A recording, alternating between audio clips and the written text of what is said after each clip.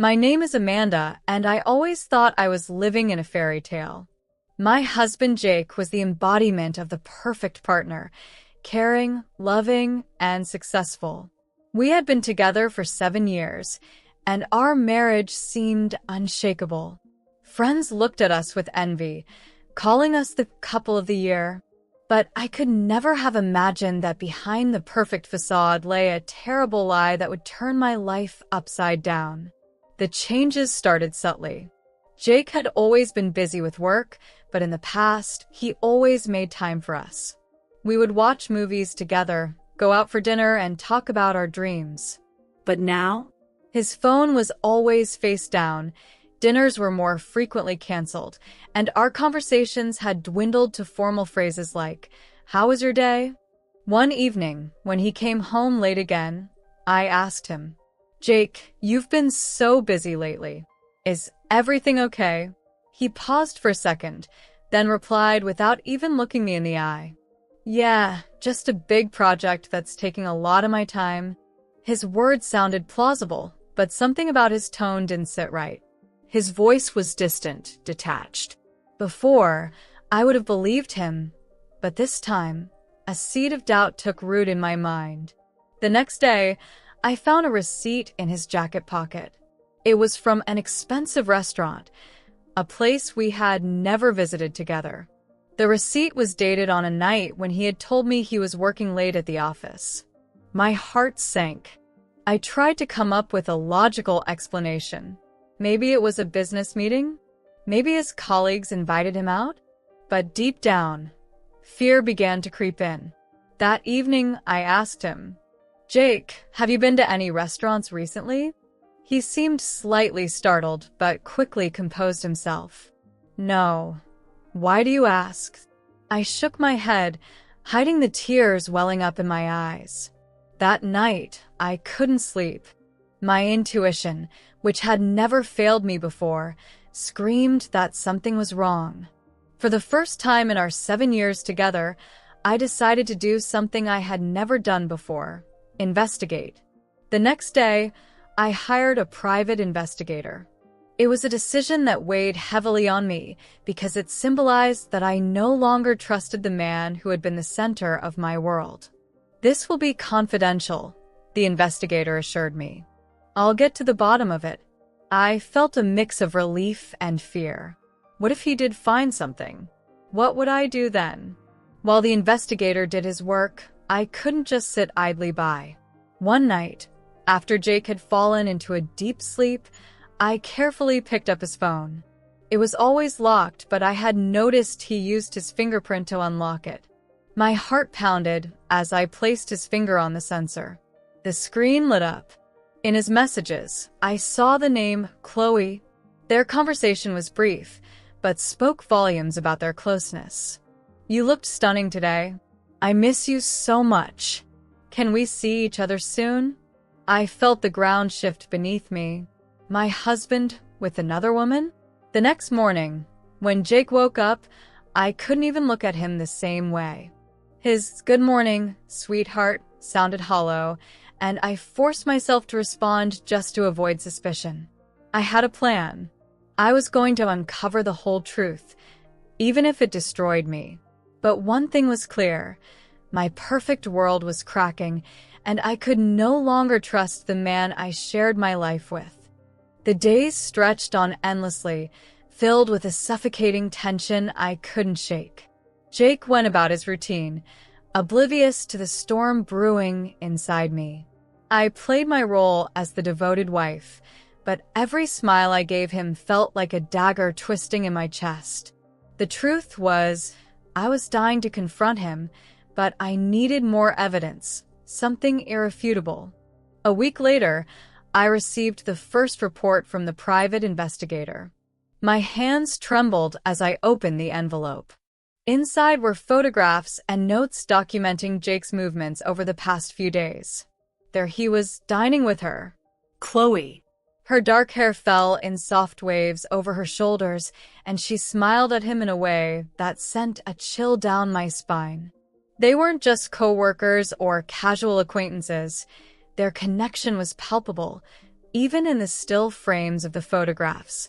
The report detailed their meetings, long dinners at expensive restaurants, an afternoon stroll in the park, and, finally, an evening spent at an upscale hotel downtown. My stomach churned as I read the investigator's notes.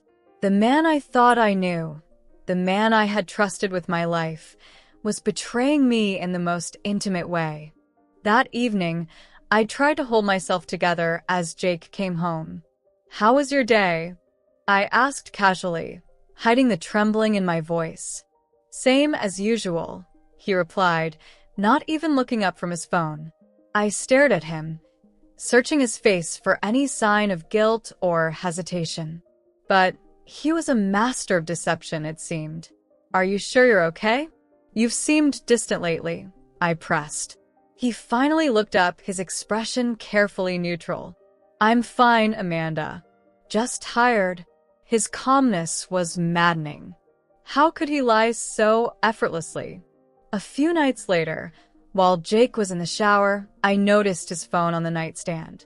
It buzzed with a message. My heart raced as I picked it up. The message was from Chloe. "I can't wait to see you again. Last night was unforgettable." I felt my chest tighten, the air around me growing suffocating. My hands trembled as I carefully placed the phone back where I found it. He would never know I saw it, but I would never forget those words. The next day, I called the investigator and told him I wanted to confront Jake. "Are you sure?" he asked. "Sometimes it's better to gather everything before you make a move." But I couldn't wait any longer. The lies were suffocating me, and I needed to hear the truth from Jake himself. That evening, after dinner, I set the stage. I poured 2 glasses of wine and invited Jake to sit with me in the living room. "I feel like we've been disconnected lately," I began, trying to keep my voice steady. "Is there something you want to tell me?" He looked at me, confused. "What are you talking about?" I took a deep breath, steeling myself. "I know about Chloe." His face froze, the color draining from his skin. What do you mean?" "Don't lie to me, Jake. I know about the dinners, the hotel, everything." He opened his mouth to speak, but quickly closed it, realizing there was no way out. "She's just a friend," he finally stammered, his voice shaky. "A friend?" "Friends don't meet in hotels, Jake," I said, my voice rising. He tried to reach for my hand, but I pulled away. "It's not what you think," he pleaded. "Then what is it, Jake? Tell me the truth." His silence was deafening. In that moment, I knew there was no coming back from this. As he sat there, unable to meet my gaze, I realized something. This wasn't just about Chloe or his betrayal. This was about the man Jake had become, a stranger who could lie to my face without hesitation. That night, I slept in the guest room. I couldn't bear to be near him. But my resolve was clear. I wasn't going to let him destroy me. If he wanted to play games, he would learn that I was no one's pawn. The days following my confrontation with Jake felt like walking a tightrope above an abyss. Every word, every glance between us was heavy with unspoken truths and mounting tension. I knew he was hiding more, and I was determined to uncover it all. The private investigator called me 2 days later. His voice was calm, but laced with urgency. "Amanda, you need to see this. Can you come to my office?" My stomach churned as I drove there, bracing myself for whatever he had uncovered. When I arrived, he handed me a new folder. Inside were more photographs, but this time, they were worse than I could have imagined. Jake and Chloe weren't just having dinners or secret meetings. These photos captured them in moments of unmistakable intimacy, holding hands, her head resting on his shoulder, and a kiss, the kind of kiss that left no room for doubt. I felt my hands tremble as I looked at the final image. They were entering what appeared to be an apartment building. The timestamp confirmed it was the night he had claimed to be working late. "Is this enough proof for you?" the investigator asked gently. It was more than enough. That evening, I waited for Jake to come home. My heart pounded as I rehearsed what I would say, but when he walked through the door, his nonchalant attitude sent a wave of anger through me. "How was work?" I asked, my voice deceptively calm. "Busy," he replied, loosening his tie. I stood and handed him the folder. "Care to explain this?" His face turned pale as he opened it, and the color drained from his cheeks when he saw the photos. "Amanda, I can explain." "No," I interrupted, my voice shaking. "You've had your chance to explain. Now, I want the truth. How long has this been going on?" He looked at me, struggling to find words, but his silence spoke volumes. His confession, "It wasn't supposed to be like this," he finally said. "Chloe and I, it just happened. I didn't mean for it to go this far." "Didn't mean for it to go this far?" I repeated, my voice rising. "Jake, you've been lying to me for months. Meeting her in secret, taking her to hotels. It wasn't just physical," he admitted, cutting me off.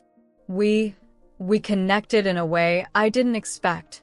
His words felt like a knife twisting in my chest. "So, what am I? Just the woman you settled for?" No, Amanda. "I love you, I do. But things between us haven't been the same for a long time." His words, though hurtful, gave me clarity.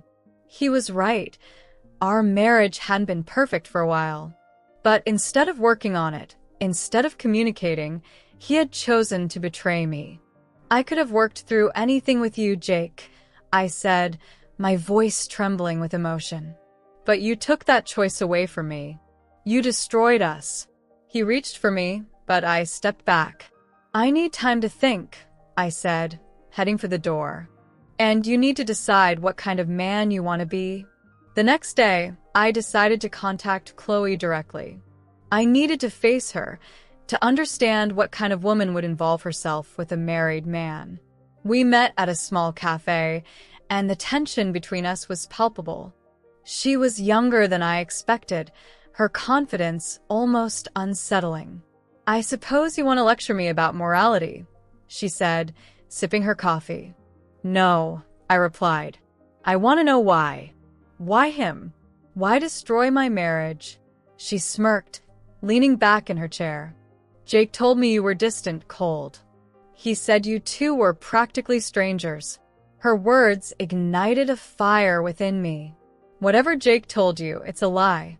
And if you think he'll leave me for you, you're fooling yourself. Men like him don't change." She laughed, but there was an edge to it. "We'll see, Amanda. We'll see." Walking away from that meeting, I felt a renewed sense of purpose. Chloe thought she had won, but she underestimated me. Jake wasn't the only one who could play games.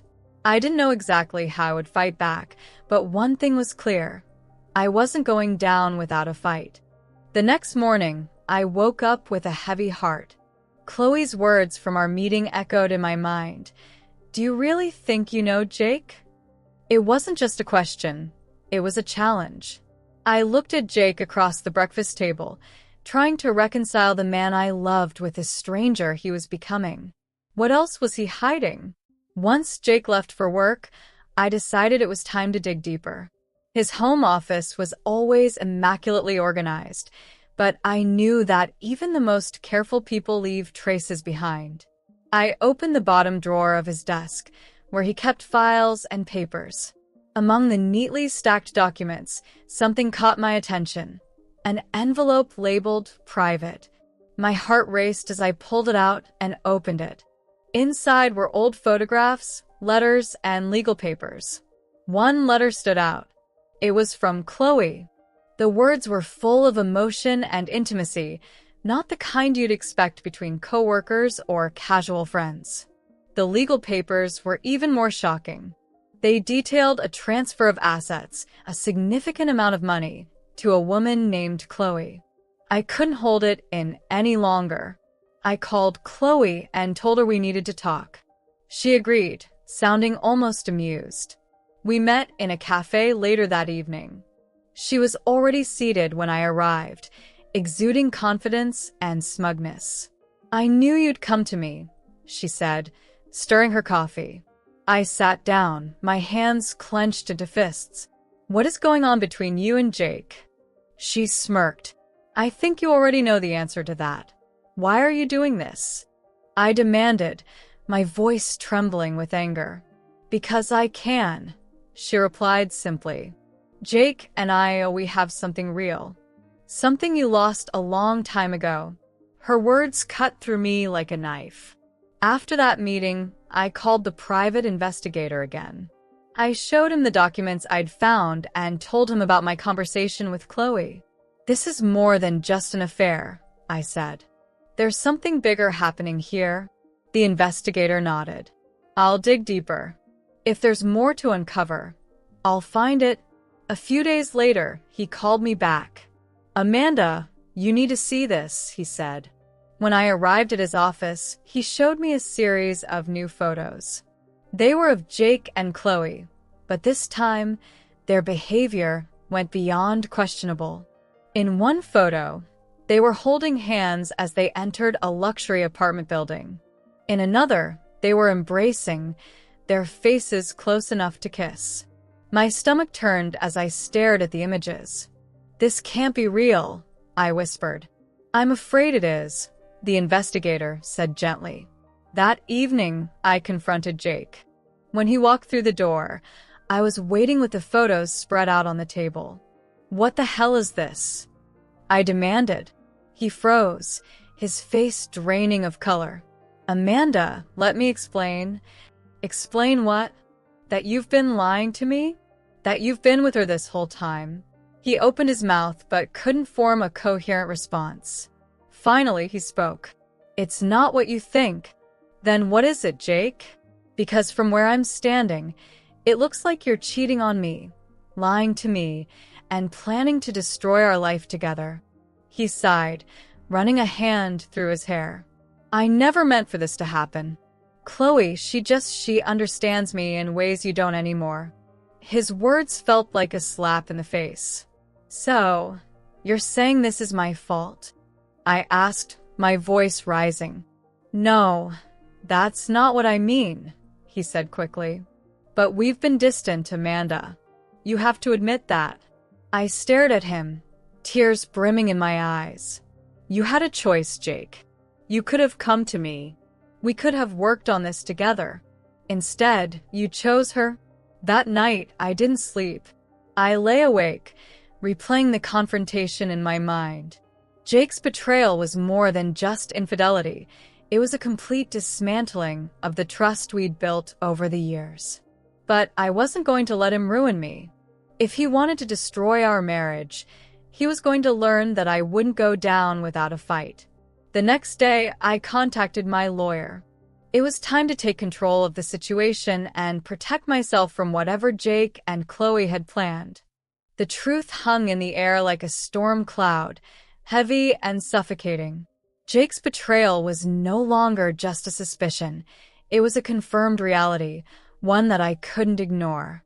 Yet, even as I faced the wreckage of my marriage, I knew there was still more to uncover, more layers of lies to strip away. 2 days later, I received another call from the investigator. "Amanda, I've found something you need to see immediately," he said, his tone serious. When I arrived at his office, he handed me another folder. Inside were more documents, legal agreements, and financial transfers. But the most damning piece was a photograph of Jake and Chloe signing papers at a lawyer's office. "They're transferring assets," the investigator explained. "It seems Jake has been shifting money and property to Chloe." My breath caught. "Our money? Our property?" He nodded solemnly. "I'm afraid so. But we can act quickly to stop this." The reality of what Jake was doing hit me like a tidal wave. He wasn't just betraying me emotionally, he was trying to destroy me financially. That evening, I prepared for a confrontation like no other. I laid out every piece of evidence I had gathered: photos, documents, messages. My hands trembled as I spread them across the dining table, waiting for Jake to come home. When he walked through the door, he froze at the sight of me standing there, arms crossed, with the damning evidence before me. "What's this?" he asked, his voice shaky. "You tell me, Jake," I said, my tone icy. He approached the table, his eyes scanning the photos and papers. His face went pale as realization dawned on him. "You've been lying to me for months," I said, my voice rising. "Not just about Chloe, but about everything. The money, the assets. Were you planning to leave me with nothing?" He stumbled over his words. "Amanda, it's not what it looks like." I didn't mean for it to go this far." "Didn't mean for it to go this far?" I echoed, my anger boiling over. "You've been transferring our life savings to her, Jake. How could you do this to me?" "She needed my help," he muttered, unable to meet my eyes. "Help? She needed your help? What about me, Jake? What about the life we built together?" He fell silent, his guilt written all over his face. I couldn't hold back my tears any longer. But they weren't tears of weakness. They were tears of anger, of betrayal, of determination. "I'm done, Jake," I said firmly. "You've taken everything from me. My trust, my love, my future. But you won't take my dignity." He reached out to me, but I stepped back. "Don't. Just don't." The next morning, I contacted my lawyer and initiated divorce proceedings. I also moved to freeze all our joint accounts and properties. Jake wouldn't get another chance to manipulate me or take what was rightfully mine. I decided to meet Chloe one last time. I needed closure, even if it wouldn't change the past. When I arrived at the cafe where we'd agreed to meet, she greeted me with her usual smugness. "Back for round two?" she asked, sipping her coffee. "No," I replied, sitting down across from her. "I just wanted to tell you that whatever you think you've won, you haven't." Her smirk faltered for a moment. "Jake chose me, Amanda. That's all that matters." I leaned in closer. "Jake didn't choose you. He chose himself. And when this is all over, you'll see that he'll betray you just as easily as he betrayed me." Her confidence wavered, and for the first time, I saw doubt in her eyes. Jake tried to fight the divorce, but my legal team was relentless. Every attempt he made to keep the assets he'd tried to hide was blocked. In the end, he lost everything: his reputation, his finances, and me. Chloe disappeared from his life shortly after. Whether she left him or he pushed her away didn't matter to me. All I cared about was reclaiming my life. With the divorce finalized, I sold the house that had become a prison of lies and moved to a new city. For the first time in years, I felt free. I started focusing on myself, building a new life filled with possibilities I hadn't dared to dream of before. One day, I received a message from Jake. It was a single sentence. "I'm sorry for everything." I deleted it without responding. This chapter of my life was over, and I wasn't looking back. The papers were signed, the accounts were settled, and the house that had once been my home was now just a memory. I stood on the threshold of a new life, one that felt both terrifying and exhilarating. Jake's betrayal had shattered me, but from those shards, I was determined to build something stronger. It had been a few months since the divorce was finalized. I had moved to a small, quiet town far from the chaos of my old life. The air was cleaner, the streets quieter, and for the first time in years, I felt peace. One evening, as I was walking home from the bookstore, I noticed a small cafe with a live band playing soft jazz. Drawn in by the music, I decided to stop for a cup of tea. As I sat near the window, flipping through the pages of a novel I had just bought, a man approached my table. "Mind if I sit here?" he asked, holding a cup of coffee and a kind smile. I hesitated for a moment, but then nodded. "Sure." He introduced himself as Ethan. We started talking, first about books, then about music, and soon about life. There was something disarming about him. No pretense, no hidden agenda. Over the weeks that followed, Ethan and I grew closer. But every time he asked about my past, I found myself hesitating. How could I explain the storm I had just weathered without scaring him away? One evening, as we walked by the river, he stopped and turned to me. "Amanda, I feel like there's a lot you're not telling me. And that's okay. But I want you to know that you can trust me." His honesty caught me off guard. For the first time, I felt the urge to share my story, not as a victim, but as someone who had survived. "I've been through a lot," I admitted, my voice barely above a whisper. "My marriage ended because of lies, betrayal, and pain I wouldn't wish on anyone." Ethan listened without interrupting, his expression soft and understanding. When I finished, he simply said, "Thank you for trusting me. I don't know what the future holds, but I'd like to be part of it if you'll let me." That night, I realized something. Jake no longer had power over me. His betrayal, though devastating, had led me here, to a place where I could start over, where I could trust again. I began to let go of the anger, the resentment, and the pain. It wasn't easy, but each day felt like a small victory. One morning, as I was sipping my coffee, my phone buzzed with a message. It was from an unknown number, but I knew exactly who it was. "I'm sorry for everything, Amanda. I hope you're happy now." Jake's words felt hollow, like a shadow of the man he used to be. I didn't feel anger or sadness, just indifference.